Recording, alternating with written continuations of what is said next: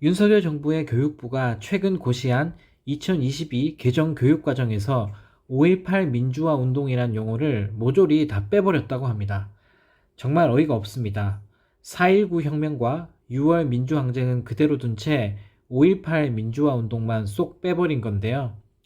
자유민주주의를 그렇게 미친 듯이 외쳐대더니 민주화 운동을 부정하고 있는 윤석열 정부입니다.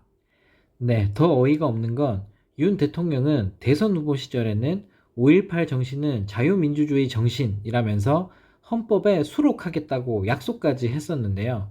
정말 입벌구라는 별명답게 대놓고 국민을 기만하고 있습니다. 이뿐만이 아닙니다. 윤 대통령은 지난해 5월 18일에는 제42주년 5.18 민주화운동 기념식에 직접 참석해서 5월 정신은 보편적 가치의 회복이고 자유민주주의 헌법 정신 그 자체다 라면서 그 정신은 우리 모두의 것이고 대한민국의 귀중한 자산이다 라고 말했었습니다. 어쩜 이렇게 사람이 뻔뻔할 수가 있을까요? 윤 대통령은 본인이 내뱉은 말도 기억을 못하나 봅니다. 정말 막장도 이런 막장이 없습니다. 네, 이런 가운데 또 어이없는 소식이 전해졌습니다. 이태원 참사를 수사하고 있는 경찰청 특별수사본부가 출범 2달 만에 곧 수사를 마무리할 예정이라고 합니다.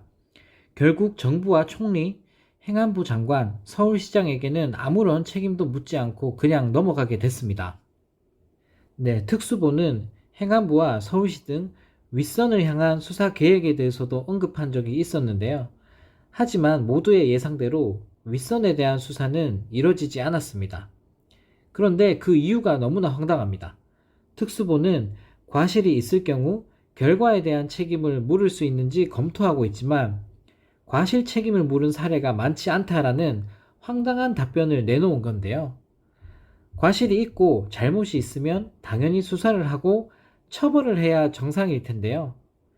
비정상적이고 몰상식한 일이 윤석열 정부에서는 정말 많이 일어나는 것 같습니다. 네, 국민 159명이 사망한 대참사의 모든 잘못과 책임을 경찰과 소방, 기초자치단체에만 떠넘기고 있는 윤석열 정부인데요. 수많은 국민들이 사망하고 유족들이 아직까지 절규하고 있고 가슴 아파하고 있지만 결국 이상민 장관 살리기에만 몰두하고 있는 윤석열 정부입니다. 정말 참담한 심정입니다. 이게 윤석열 정부가 말한 공정과 상식입니까?